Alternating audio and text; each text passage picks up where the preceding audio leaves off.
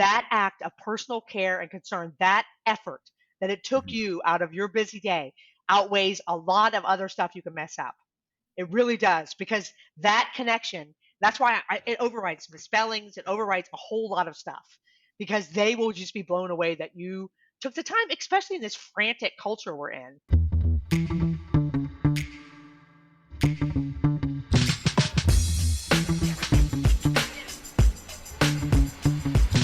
Welcome once again. It's Relationships at Work, your leadership guide to building workplace connections and avoiding blind spots. I'm your host, Russell Lulker, communications leadership expert, a couple of decades of experience in both those areas, and a whole heap of curiosity, just like yourselves, on how we can make the workplace better. If you're a regular listener of the show, you know I hammer home three vital ingredients to be a great leader. One, self-awareness. Two, situational awareness. And three, communication. And now that last one, communication, it's going to be the key focus in our conversation today. The thing is, I don't think we talk enough about personalization and connection when it comes to comms, which is disappointing because that is the whole point of communicating. But it's also understandable because in the workplace, we communicate so much for good and for bad that it's almost taken for granted at this point when it comes to us trying to connect with others. It feels like noise. Statistica found that in 2023, email users across the planet sent over 347 billion emails daily. I'm going to take a wild guess and think that a lot of that is between employees and customers. I bet you're also thinking that number and going, well, I get that in a day. Yeah, it really feels like it, doesn't it? But that's noise. It's overwhelm. It is, well, I guess it's the gray because nothing's going to stand out too much if all we're getting is this hammering home of email after email after email. Our guest today demonstrates that handwritten notes and the effort to craft them can actually help leaders break through that noise and really connect with our teams. A study by Temple University's Center for Neural Decision Making and the United States Postal Service, but I'm kind of iffy on their involvement because, of course, they want you to send more letters. But anyway, they did a study that showed that handwritten notes drive stronger emotional responses and leave a longer lasting impression than digital messages, emails, texts. Tactile materials, things you can touch, required 21% less cognitive effort to process and were remembered longer. There's an impact there. It's interesting and it's worth exploring. And we're gonna. Hold on. And on the show today, we have Amy Weinland Daughters, and here is why she is awesome. She's an award-winning author, keynote speaker, and humorist. She's focused on helping people reconnect to each other through the power of handwritten letters.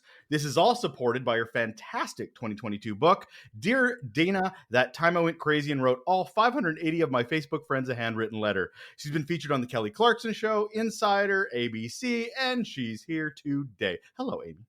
Hello, Russell. Thank you for having me. Communication nerd. I always love having communication nerds on my show. It just makes me feel warm on the inside, being a communication nerd myself. Before we dig into the value of this type of communication, I have to ask you the same question I ask all of my guests to kick us off. Amy, what is your best or worst employee experience? Well, even as a positive person, I'm going to go with my worst just because this kind of was a defining moment for me. I was in purchasing before I began to write, and I got myself up to, I was the purchasing manager for a wine company. It was a great job. And I had my direct supervisor. I wanted to make a move into marketing to where I was going to work with wineries and set up programs. It would have been a great lateral shift for me. And she basically went in and blocked it because she wanted me to stay where I was. And it was so disappointing because we had a great personal and professional relationship. But it made me realize, though, that as managers, one of the things I think we're called upon to do, which is difficult, is to develop people to where they can fly out on their own. And that's highly difficult because it messes up what we're trying to do. Overall, it's almost like children. It messes up when they leave after they've learned to do the dishwasher and the trash. It messes us up. But she made me realize, like, over and over again, and I tell people this story all the time because it kind of defined what I want to do with people, not just who work for me, but who I work with. The selfishness of that as well. I mean, I wouldn't even call that a leader. That is someone who just doesn't want to hire and retrain and doesn't want to rock the boat of the status quo because it's easier for them. Meanwhile, your career is being stymied Right. because of selfishness.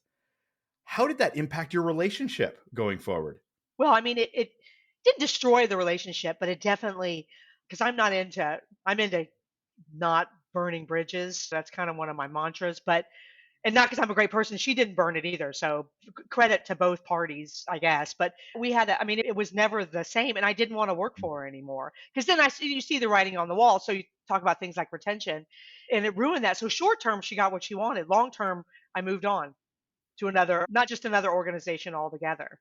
And we're still friends to this day. But I mean, it was a bad move. So It still has an impact. I mean, I don't know how deeply she thought it through or just about the impact it would be. I mean, you can be cordial and you can be professional and keep moving on, but to not think it's not going to have some impact right. on your interest in the role or your passion or ambition to learn and move on, it doesn't stymie that. It just reinforces it. That's so weird. I never understand when managers do that. I won't call them leaders. I won't do it. Yeah. It's personal. I think it was personal. I mean, she, like you said, she had the situation she wanted, but I don't know that she wanted me to move on. It also made me think that moving up, there wasn't going to be that upward mobility in that position because she wasn't going to be for me going and doing something better, which is what I wanted, Of course, which a which lot of we all employees want. want. Yeah. Exactly. So let's dig into this communication. Oh, I'm giddy. So the first question I have to ask is why? Let's set the table first, Amy, before we get into the specifics of handwritten communication and its importance and its value. Why do you feel, let's baseline it, do you feel communication is so important in the workplace? Well, I mean, it's based on my personal experience. I went on this letter writing journey that I never intended to go on. And it happened through the time period of about 2016, 17, 18. And I realized just by complete accident that we have this power for about 15 minutes of our time. And the only cost that could be involved is our time. And if you were going to mail the note, it's going to be 73 cents in the United States.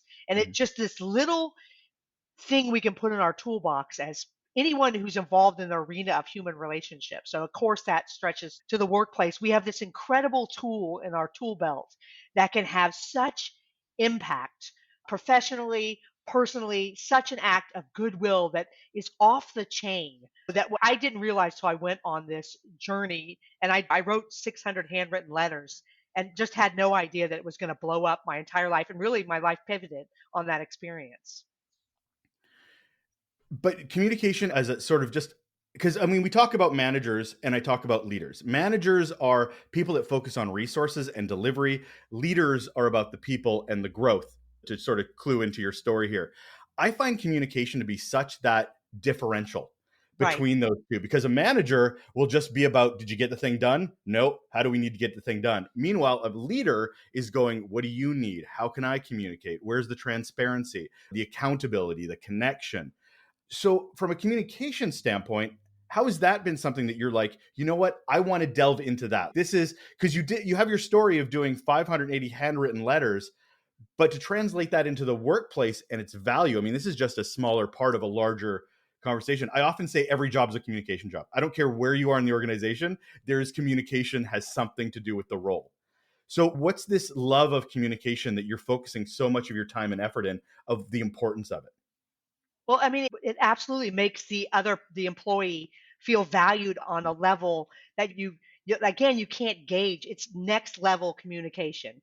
Handwritten notes, I mean, I'm talking about a sticky note, Russell. You can do it in 2 sentences, but it will have the absolute, it's next level. I spoke with somebody who I spoke with, or I guess I spoke at their event, and she said that she went around about 6 months after making a commitment to write 2 employees a week a little handwritten note. I appreciate you. I'm sorry to hear about this. You knocked it out of the park.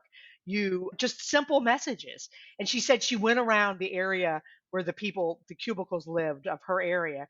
And she said just everywhere these notes were hanging up in the cubicles. It wasn't like I gave you something and you just went an email, you printed it and put it away. These people displayed it like a badge of honor. It is next level. And you can't really, vocabulary doesn't do a good job with relaying the power of this. People will save these notes. They will save your written communication, basically almost forever, where they won't do that with anything else you could do. It's almost so simple. It's so counterintuitive because it's so powerful that's wrapped up in this simplicity. Like it can't be that easy.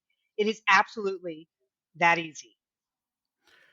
So, what do they get out of it? And I mean this from not only the person that's writing the handwritten note, but the other, because communications is two way. It's not only what you say, but how it's received. Right. So, as the person writing it versus the person that's displaying it, what do you think the greater value is of writing handwritten notes for each of those audiences? Well, I think on each side of the equation, I think both sides come out a winner. Now, I would argue, just based on my story, that the person who writes the note is going to get even more out of it. But that's not really the point of what we're talking about. Because what you're going to do, Russell, is when you write something to to an employee and recognize something they've done or connect with them on a more human level and say, hey, I heard about your mom. I'm sorry. Yeah, I heard about your kid winning the whatever. Congratulations, or whatever you're going to say in the note. You're going to you expressing that gratefulness is going to put your mind, you're going to be a better leader. You're going to put yourself in the perspective of, oh my gosh, you're going to look at things and people around you differently just by recognizing people. Then you're going to see the power of good. You're going to see the off the chain power this has, and you're going to realize, oh my god, I can make a difference with these people. This is a way I can connect them. So yeah, you're going to feel better about your job, but even at the end of the day, when we're doing all this for 9 or 10 hours a day, we're human beings. Right. So and this sounds like I'm a unicorn prancing on your podcast with rainbows coming out my butt. But you know what? If you feel good about what you're doing as a human being, you're going to be better for everybody, including yourself. So that's one side of the equation. Right. You write the letters, but the other side is you're going to make people feel valued in a way that you can't really gauge, because it's one thing for you to leave me a voicemail, for you to send me an email, or you to stop me in the hall randomly because you saw me, or by the coffee maker, by the elevator, whatever, on the Zoom call. And being called out in front of everybody, that's great too. But you're going to realize when your employee or customer gets this handwritten note, there's going to be this process that happens in their head. It's going to be click, click.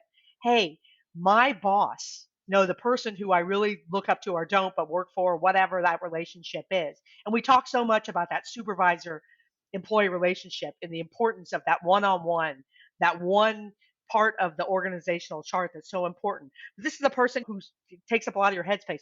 This person sat down, they had to find the card, they had to get the ballpoint gel pen out, they had to take the time to write this stuff down and think it up and then sign it personally. And then they had to deliver it to me, interoffice mail. They had to mail it to me because we're working from home. They had to take it over to me. If you drop it off personally, that's even better. And they're going to realize, oh my God, that's how much what I'm doing in this organization matters to that person. And they're going to feel valued beyond most any other thing you can do. And I think it includes, I think it transcends. Now, if you're going to give them a bonus, let's throw the letters out. But I mean, put the bonus in there. But beyond other levels of appreciation, it's so personal. It's so one on one. It's so effort driven. I mean, they realize you took that effort for them and they're going to feel valued. And, you're going to uptick things like retention.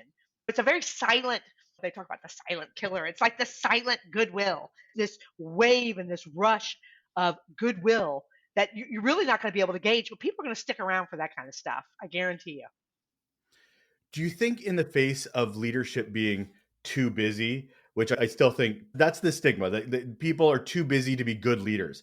They're too busy. So when we're talking about handwritten notes, we're literally showing a physical thing that fights against the too busy stigma to show, hey, look at what effort I put in to recognize you. Like it's almost the antithesis of the leader who's too busy versus the leader who will carve out actual valuable time to write something out, meaning it means more to the person, Oh, because I'm like, they're so busy, they're at meetings, and yet they still took the time to write this. This means more to me now.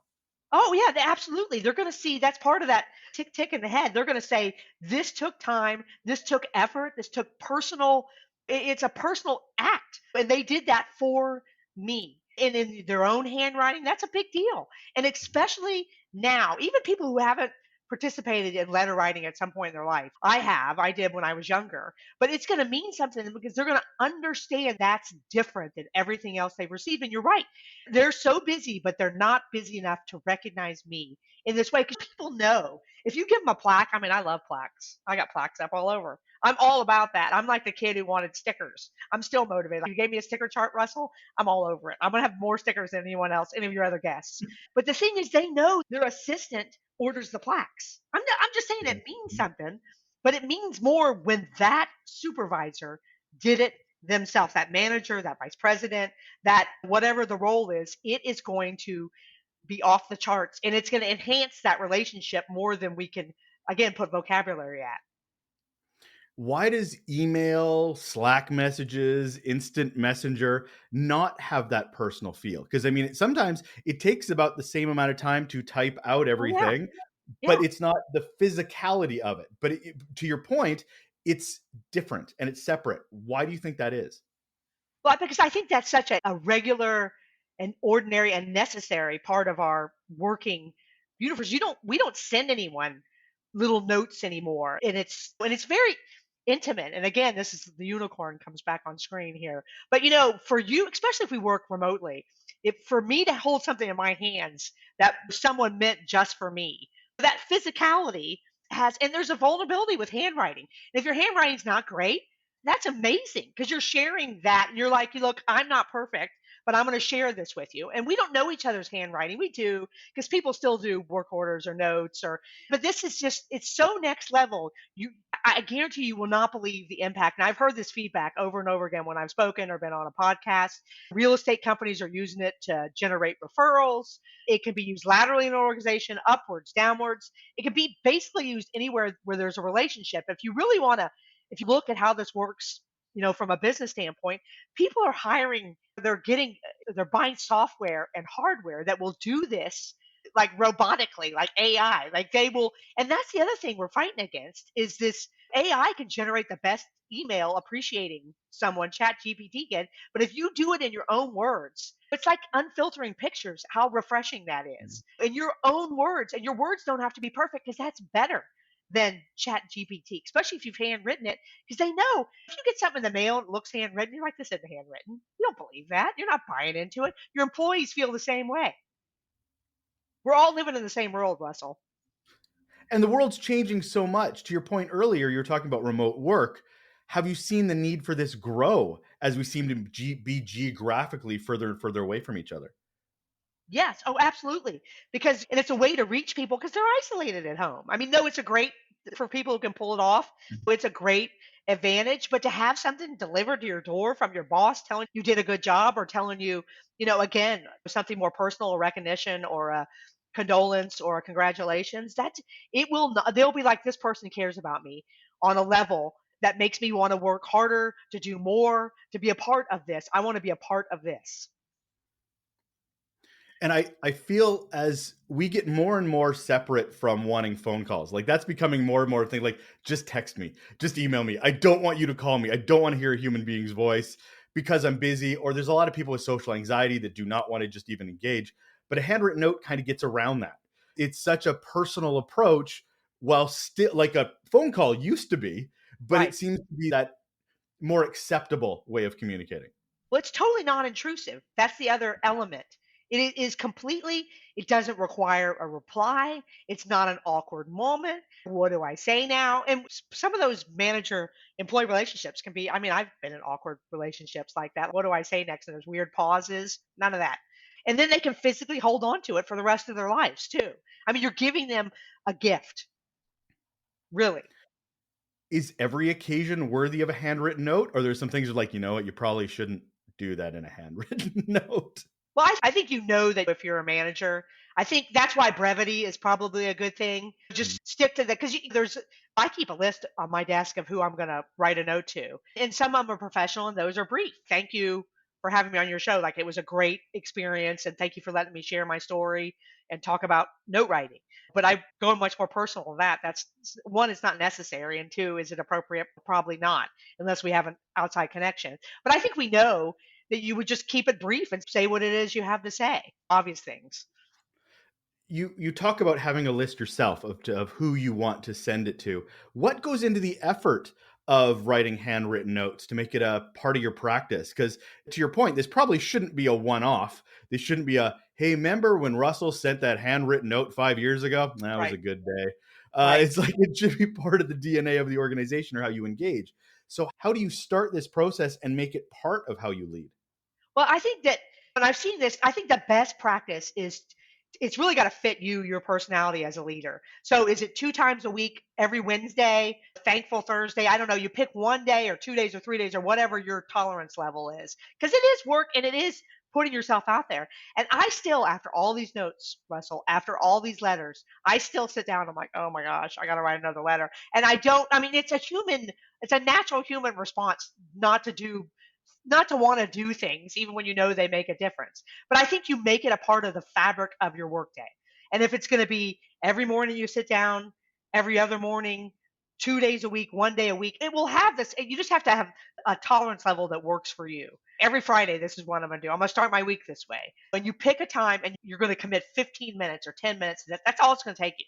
It's not going to be hard and it's not going to be long. And you have to get past the fact that you just have to let yourself see how it works. Do the first five and see what happens. Because it will have an incredible, it's like I said, it's just something in your tool belt, one thing that will just make a really big difference with a small investment. The thing is, though, is a lot of managers are in leadership positions and they're horrible communicators, Right. or they feel awkward, or they feel inauthentic going down this path. What would you say to them? You got to fight that because I felt all those things. You have got to fight that and realize that it is never, there is never something wrong about one human reaching out to another human and saying something positive. That is never misplayed, especially when it's done briefly and sincerely. And I think that we live in this world where we feel like we need specific training to do things. That's not the case for this. And I think one of the drawbacks of my story is that I am a writer. It has nothing to do with me being a writer. It has with my story has everything to do with me being a human being relating to other human beings. And I think you absolutely have to shut that down and just try it. And that's hard to do. Like I said, I still struggle with that. And I'm the biggest advocate of letter writing that I know, or note writing. Well, I want to go back to the sort of comment I sort of slipped in earlier, the whole I'm too busy thing. I'm just going to drop this on my admin staff, Amy. Just get them to write it and I'll sign it. Like it's just that the machine of work and people being resistant to doing something like this. How do you carve out time? How do you prioritize this? Right. I think it's something you're going to have to carve out 10 or 15 minutes for, almost thinking this is counterintuitive. I'm going to do it just because I want to have these benefits. And then I think that once you have the momentum of look at how this works, because this is my experience in talking to leaders, that they were like, I'm so glad I did it because I didn't realize the benefits. And they basically just made themselves do it at the beginning, thinking, this is dumb. This isn't going to work. And then they were like, oh my gosh, this is off the freaking chains. But I think you're just going to, it's one of those things you're going to have to do. I don't know. I don't know if you compare it to exercise or self education or some of those things we do. We're like, okay, why am I doing this? Because I don't have time for it. I do not have time to do this. This is something that you need to make time for because it works. And as a bonus, you're going to feel better about your whole entire self as a human being, as a leader by doing it. So it's like levels of benefit. But we both know it's not just about the messenger and the message, it's about the audience. So there's a lot of diversity in organizations. There's a lot, and I mean that generationally. I don't just mean that culturally.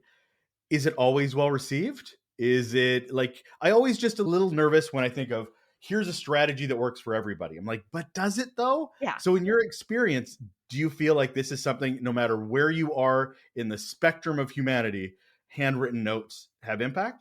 Well, I don't think there's anything we do as human beings that say we can say it's 100% foolproof because I think that's people come from different places. I would say 97% of this will be well received. And I think there are people when you do something out of nothing but goodwill that it still won't be received as goodwill. But should that stop us from the other 97% of the impact we can have? No, and I think that's a unicorn approach. But what I've seen, the amount of goodness outweighs the 3% of people, and I don't think they'd be Mhm. offended. I think it's more, it's non-intrusive unless people are not going to accept it that way. Like, why would you write me a note? But I think that's so rare and in between that I think it would be something not to be concerned about. I think I'd be more concerned about getting too personal in the letters Yeah. with someone who you felt like, because like you said, you got to look at people and see who they are as a manager and say and respect those boundaries, because there's some people who don't want HR with their information. Well, then you just keep that professional and say, hey, you knocked it out of the park on the blah blah blah deal, or in the meeting the other day, that point you made was brilliant. Just keep it completely professional. But you also know that people are all up in their feels, who, if you wrote them a letter and say, I'm sorry your father died, that's going to mean everything to them for years. So you got to be, but that's why you're the manager. You got to look at people, or the leader, to your point. That's why you're the leader.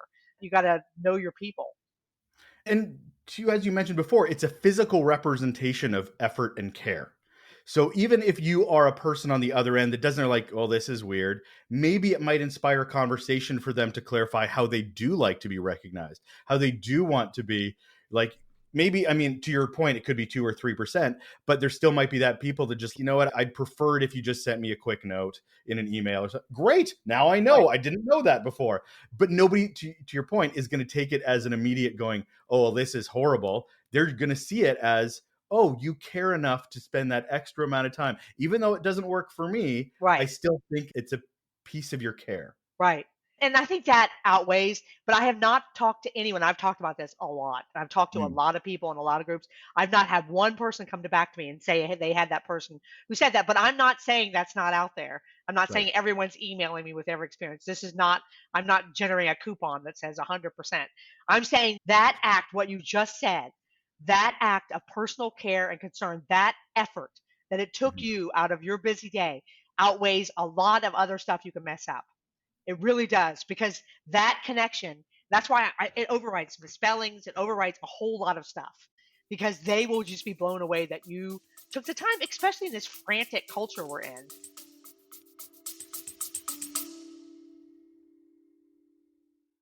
Hey, if you're enjoying the insights from our guests, you'll love our Raw Notes newsletter. It's packed with guest takeaways, the resources that inspire them, and my own tips on how we as leaders can be better humans for the humans that we're responsible for. Go to relationshipsatworkshow.com and subscribe now and help the workplace be more human. Do you think a lot of people will get in their own way in doing this? Because I mean, I hear we're talking about people that might feel inauthentic.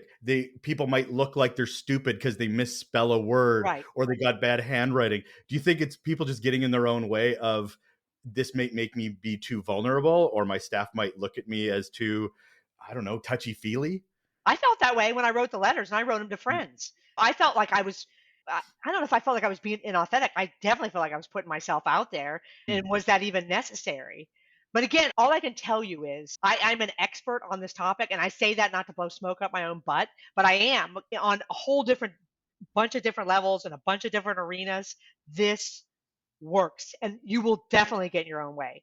I get in my own way. We're human beings. I mean, us putting ourselves out there and being vulnerable, especially in a professional situation where there's all these rules, what we can and can't do, and it's overwhelming. I don't think this is foolproof, but I do not think people can get this wrong. If you get out of your own way, it will be to your benefit and the benefit of the people who you work with. Absolutely. And in ways that you cannot understand. And you can come back to me, and I don't want to be told that I'm right. I just think this can make such a difference that there is no, if you can get out of your own way, you're going to be so glad 100% that you did. Not that it's my idea, not because I'm a great person, because it has power between humans enough so that I want to share it. Does this scale? Because I mean, as we're talking, it sounds very much a leader sharing handwritten notes with their direct reports in an organization. But there's CEOs that have many people that report to them. Thousands could be within the organization. Is it something that they should be looking to do handwritten notes across the organization? Is it just look within your layer? How do you scale this, or should you? I think it just, you let it take a course of its own. I mean, I've talked to a lot of people who've told me, "Oh yeah, no." I'll be talking to them about this entire concept. They'll be, "I got a note one time from the vice president of my company, and I still have it in the drawer right behind me. I think again, it's got to fit you as a leader personally. One note a week, 5 notes a year. To your point, don't just do one and then done. But I think absolutely CEOs could use it sparingly. I mean, it's got to be used in the context of some people have thousands of people working for them. Well, that's not doable. But maybe your direct reports is the scale. Maybe I mean, that's the thing. I mean, with customers, I mean, if you've got millions of customers, no, that doesn't work. But if you're a small startup, yes, it works. So there's the scalings based on the situation you're in, but it basically would fit anywhere where you wanted to express something, a congratulations or a well done or a you knocked it out of the park kind of thing.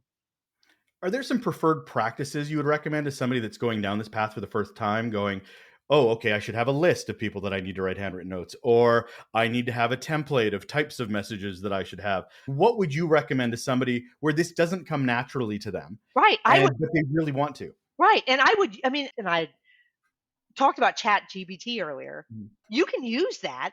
And it's not inauthentic if you don't feel comfortable. So for the first couple notes, you put in appreciate an employee for this and see what comes out. Paraphrase that or use it directly. But when you sign your name and you put their name on it, and I guarantee you, so let's say you use that at the beginning to get you going.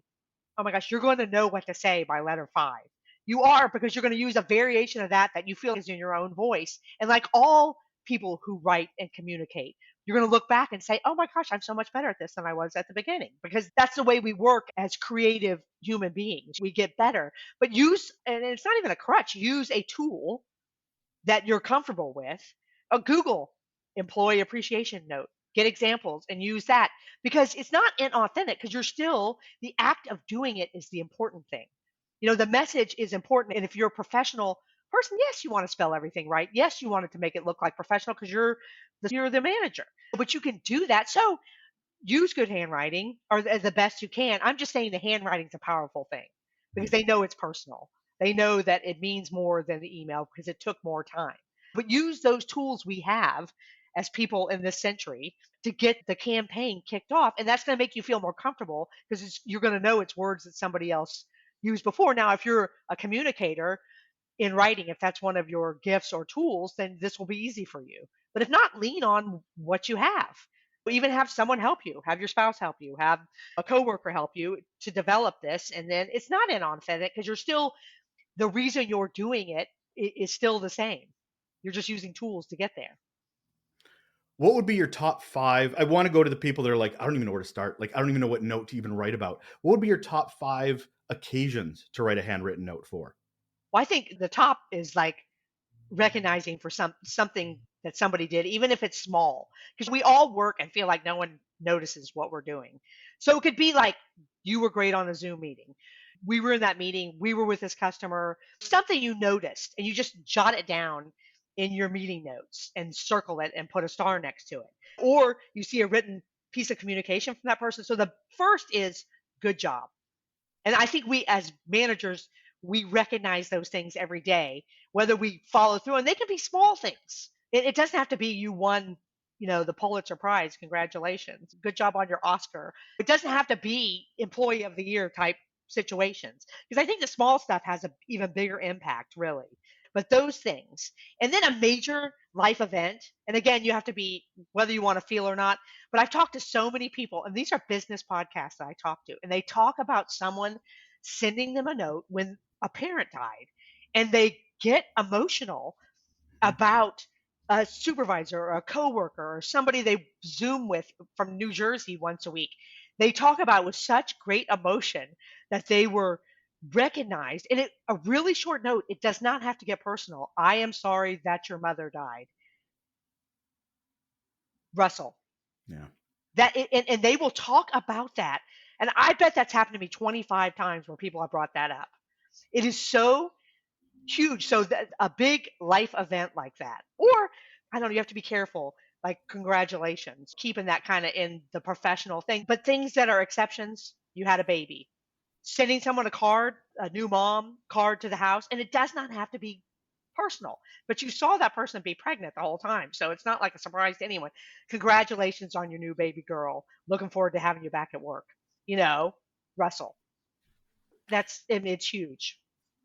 I think it's that balance we've talked about on the show before about how professionalism. I hate professionalism because I think it's more of a barrier Hmm. to diversity and all these things because it stops you from being more human. Right, However, to your point, you could be too human. You can get right, way too personal and go down that. So there's almost this balance where you need to be respectful right. in the sort of in the middle of it. Right. And I think you keep non-intrusive as the word in your head. I want to say these things, but I don't want to get all up in your business. I just want you to know that I see you and I appreciate you and I value you enough to do this. And what happens to you matters to me because that's really what people want to know. I mean, that's what I want to know. I mean, that makes me feel good. And then by again, the bonus in this whole transaction is you're going to look at employees differently. You're going to see things differently. And this is a messed up world we live in. And it gives you a chance every day or every other day or every Monday or whatever your scale, whatever your plan is, to realize you can do something good for another person in a day. And again, unicorns prancing all over the screen. It is a difference maker. You will be a better leader for doing this. And this is a guarantee because you can't, on the other side of the transaction, you have no control over what happens. But I think that's 97%, pretty much for sure, a lock. But you can control how it makes you feel. That's a guarantee. You will feel good. And do it in a way that fits you. And that's the other thing. We're all so different. This has to fit your personality, your level of how much you feel like you can put out there. But I think in my experience, once you start doing it, you're going to build momentum that you didn't. I've heard this from a lot of people. Oh my gosh, now it just feels like a regular part of who I am as a leader. I can't think of a better way to wrap up the conversation, Amy. Thank you so much for that. This flew by. I have one more question to ask you before we get on our merry way. Amy, what's one simple action people can do right now to improve their relationships at work? Well, you know what I'm going to say because why wouldn't I say it? We just talked about it for 40 minutes. I would say whether it's a sticky note that you stick on somebody's monitor or just a little note, just do one and see what happens. And I think the thing is, you talked a lot about getting in your own way, and I that's such a part of my personal experience. But there are those moments in life where we do something that we feel like is crazy or a little bit nutso or a little bit out there, and those a lot of times those are the moments where our life pivots professionally, personally. So maybe your inner voice is not talking about letter writing because when you're listening to us right now, maybe it's saying something else. So maybe the takeaway is let's all go do that one thing that we feel like a little nuts, a little crazy, and let's believe ourselves, believe our own BS just enough to do something great. That is Amy Weinland Daughters. She's an author, keynote speaker, and humorist. You should definitely check out her inspiring book, her award winning book, Dear Dana, That Time I Went Crazy and Wrote All 580 of My Facebook Friends a Handwritten Letter. Thank you so much for being here, Amy. Thank you so much, Russell. I enjoyed being on. That's it. We're done. Another episode of Relationships at Work, your leadership guide to building workplace connections and avoiding blind spots. Thank you once again for joining me. I always enjoy a chat about communication and the varying ways that we can be better at it. Communication's everybody's job. Every job is a communications job. So if putting in the effort to write handwritten notes improves your relationships at work, I think we have to take it seriously. So a big thanks to Amy for joining us today to really hammer that home. Yeah, thank you so much for joining me. If you enjoy the show, and I really hope you do, I'm going to ask that you might actually also enjoy our newsletter. Yeah, we have one. You just go to relationshipsatworkshow.com. At the top, there's a free newsletter that shares a bit of my insights on the workplace, how we could be better, a resource specifically from our guests that is only available through the Raw Note newsletter through the website. So I really encourage you to check that out. And yeah, I'd love to hear from you on how it works for you or doesn't work for you. We're all learning. All right, I'll talk to you again later. Take care.